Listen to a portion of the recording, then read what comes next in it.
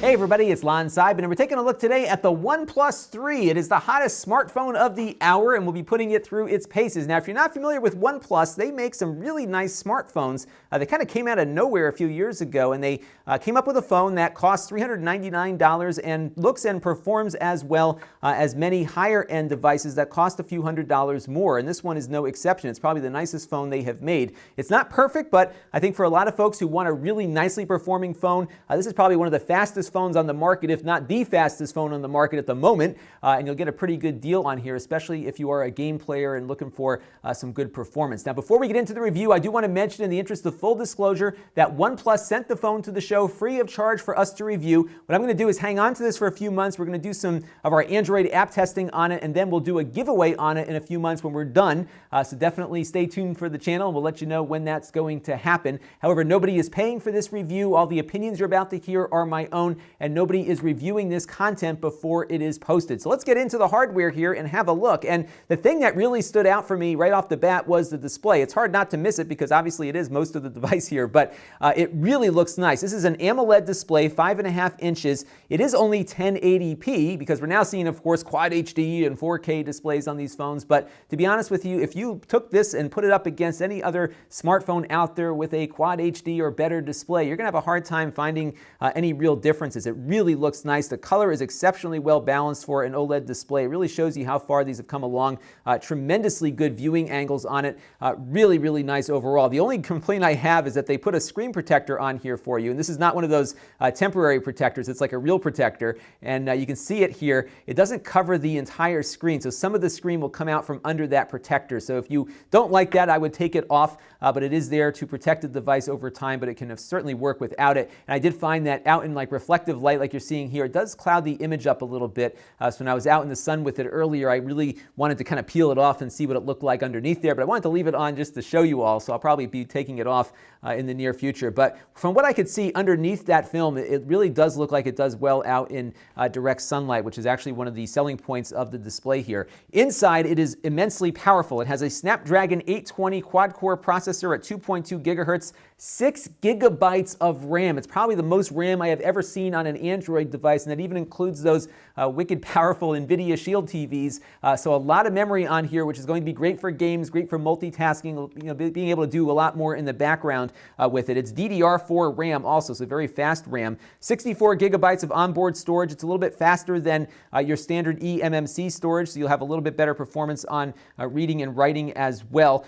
So really well equipped here, but it doesn't support SD cards. So your 64 gigs on here is all you're going to get, so you may need to augment with some cloud storage or NAS devices or something if you're generating a lot of data on your phone. Now, I'm really impressed with the fingerprint sensor on here. It is amazingly fast. So if I take out a finger that's not registered, as you can see, nothing happens here, but if I take my thumb out, it is an immediate unlock. It's amazingly fast, and it's almost like the phone was never locked at all, but yet if you take out a finger that's not registered or somebody picks it up and tries to get in there, they're not getting in, but you will when you have the right finger attached to it. So really fast, a really convenient way to keep the phone secure, yet get it unlocked quickly. This is a capacitive button also, so you don't have to actually push anything. You just put your finger on top of it, it unlocks, and you're ready to go. So that was a really nice feature to see on there. There's an 8 megapixel selfie camera on the front here, and it's got a neat little feature here. It detects smiles, so if I smile, it will then start counting down and do a timer. So you can take a picture just by holding the phone out without having to push any buttons on it, which I thought was kind of nice. On the side here, you've got a 3-position rocker for notifications. This is something that's been on other phones from OnePlus in the past. So if it's in the top position, all your notifications are silent. If it's in the middle position, you will get priority notifications that you specify in the configuration, and all the way at the bottom will give you all of your notifications. So lots of nice tactile switches here to get some basic settings done, and you can very easily just take your phone and put it into vibrate mode, or just have emergency things come through when it's on silent. So I like to see those switches on phones still these days. This is your standby button here. You've got a dual nano SIM tray here, so it can support 2 different networks at the same time. Again, doesn't support Verizon or Sprint here in the United States, like other OnePlus phones have not supported either. So if you are looking for a phone with more carrier compatibility, this is not it, but it will support most of the carriers in the world, and they have 3 different versions depending on the region that you're in. But I think the US versions should support most of the carriers here in the country and many others around the world as well. On the bottom, you've got a USB Type-C port, and this is at USB 2.0 speed, so it won't be as fast as some of the USB Type-C ports we're seeing on newer laptops, but it does have that technology. The prior version, the OnePlus 2, also had a similar USB-C port, but the difference on this one is that it now supports a new faster charging standard. It's their own charging standard, so it will charge very quickly. It goes at 5 volts at 4 amps, which is about double what you'd normally get with a tablet charger. So very quick charging. They said you can get, just in a pretty short period of time, a good chunk of your battery back, and I've noticed that in my charging. A half-hour charge got pretty much the entire battery back up from about half full or half empty, depending on how you look at the world. So the fast charger does work very well, but it's proprietary to OnePlus, so other fast chargers are not going to support that, although standard USB charging does work. So the cable they give you is a USB Type-C to regular USB cable. You can plug it into any regular charger and get the usual slow speed, or use the OnePlus charger. They have a car version available too to get that done. The battery life on here has actually been pretty good, and partly due to the fact that it has just a 1080p OLED display. So, you know, they don't actually give you battery times in their estimations, at least in the materials they sent me for the review. So I'm going to say it's going to be between 8 to 10 hours depending on what you're doing. If you're using the phone as a phone and an occasional email device, I think 8 to 10 is a very safe estimate. If you're playing games and really pushing the processor hard, your experience will be very different. And that's the one problem with estimating battery lives for smartphones, is that it really is dependent on your use, how far you are from cell towers and everything else. But in my testing here, I think I can safely say about 8 to 10 hours of very casual use with it, less if you do less casual use. Headphone jack over here, so you can use a traditional headset microphone adapter on that. Nothing on the top. On the back, you have a 16 megapixel camera, and the camera I have mixed feelings about, so let's get into that. The still image quality is remarkable. Tack sharp, it looks really, really nice. I'm really quite pleased with the amount of detail that it pulls out in your photos, and really how nice it performs. However, the video quality is not as good.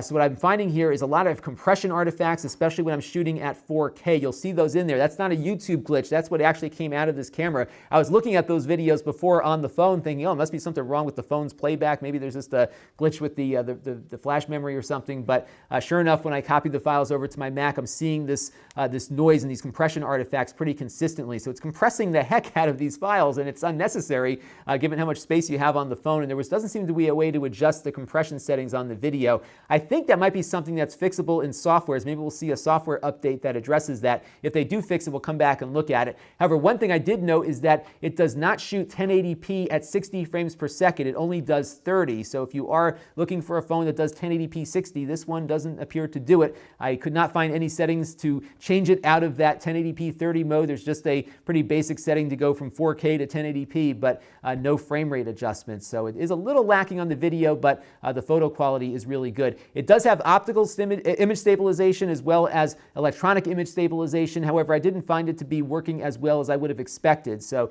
if you are looking for something that's ultra smooth as you're walking around, you might want to get some kind of gimbal or something, because it's not as good as I hoped it would be. But one thing I really liked, though, was the ability to set the camera into manual mode, and that's something we've seen on a few smartphones out there, but not many. And I really like what you can do here. So you can adjust the exposure via the ISO here, so you can adjust its sensitivity or leave it on auto.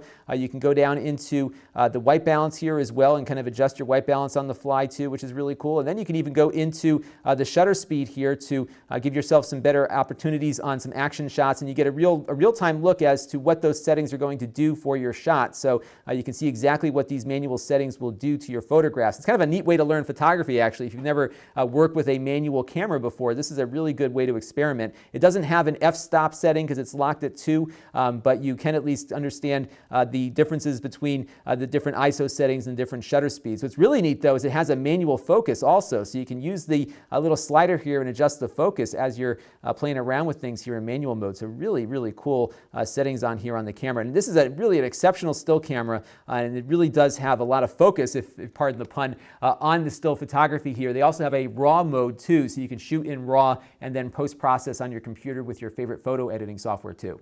And if you don't want to manually focus, of course, you can touch the screen to do so. And on manual mode, they actually have a breakout exposure setting too. So I can tap here once and get focal and exposure on the B key, but if I want to do a little bit more, I can grab this here and leave the exposure point there and move the focal point somewhere else, so I can maybe expose against the wood here and focus on the bee if I want to do that.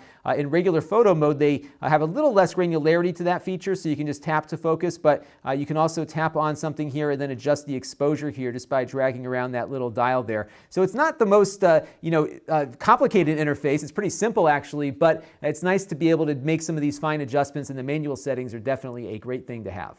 Now, beneath the camera is a multicolor flash on the back here. You can see what one of the flash photos looks like in a pretty dark environment. What I was really impressed with was when I turned off that flash and then just shot some video and photos without it, with just a little bit of light coming into that room. It actually looks pretty good. You can really get a lot of detail out of it. So I was very pleased to see the image quality both with the flash on and with it off, because typically these phones don't do very well in low light, but this one does pretty nicely. Now, you're going to notice here there's a big ugly sticker on the back here, and this is usually the sticker you see beneath your battery door or underneath your removable backplate. This phone has no removable backplates like their previous versions do, so you have cases that will snap on, but the backplate is fixed on here. They do have another color coming in the metal here, so if you want a different color you can get one, but they warn you not to try to take it off when you get it. So there's no removable battery on here, and the backplate is fixed on, but you can get some of these little cases that they sell. This is a bamboo one. It doesn't add too much bulk or weight to the phone, and it looks pretty nice too. Now, what really impressed me on this phone is the performance. You've got that fast processor, you've got that fast RAM, and you've got a lot of that RAM, 6 gigabytes worth, and the performance is really great for a smartphone. So I'm running the Raycast Dreamcast emulator right now, which is a pretty intensive application, both from a CPU perspective as well as a graphics perspective, and you can see here we're getting frame rates well above 50. Not quite 60, but good enough to get some Dreamcast going on your cell phone, which is awesome. It also works, of course, with game controllers and other things via Bluetooth, so if you have a game controller, any Android controller should work on here just fine. Now, I've been running a new benchmark on some of these more modern Android devices because they are very fast. So we're going to run the 3D Mark Slingshot test, and this is a very strenuous test for a couple of reasons. One is that I'm having this render at 1440p and then downscaling it to the display so we can get a good apples-to-apples comparison across all of our devices. And on this test, we get a score of 2,508, which puts it in line with the Nvidia Shield K1 tablet, which is a very fast gaming tablet.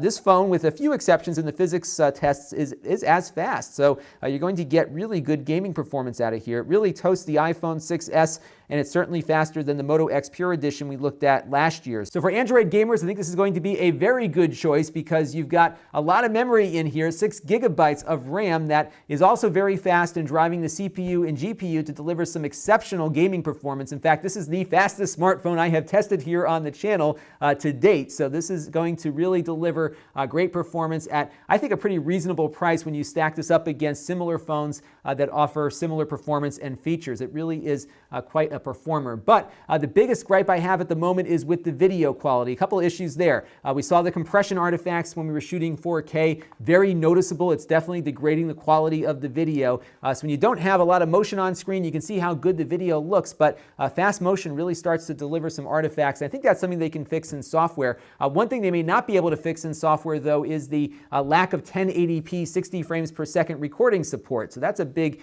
omission, I think. So we'll have to look around a little bit more, but I could not find a setting to enable a 60 frames per second video recording at that resolution. The best I could get at 1080 was 30 frames per second. So it'd be nice to see maybe that get adjusted in firmware somewhere. The optical stabilization on video wasn't as good as I had hoped either. So those things on the video department really weren't great, but the still photography is really good on here. Very good sharp images, really good low light performance. So I think for anything but video so far, this is a great phone at a really good price compared to other ones out there. We're definitely going to be doing some follow-ups on this, so if I missed something, definitely let me know in the comments below. We'll do a follow-up video. I also have their VR attachment for this, so they have a similar Samsung, like what Samsung has with their phone. They've got their own as well. You slide the phone in and you've got yourself a VR helmet, and given the performance we're seeing here, this might actually be a pretty good VR experiment, so I'm going to do that as a second video a little bit later this week after I've had some time to play with that. So stay tuned for that. Definitely leave me some questions and comments below, and this is Lon.TV. Thanks for watching. This channel is brought to you by my Patreon supporters.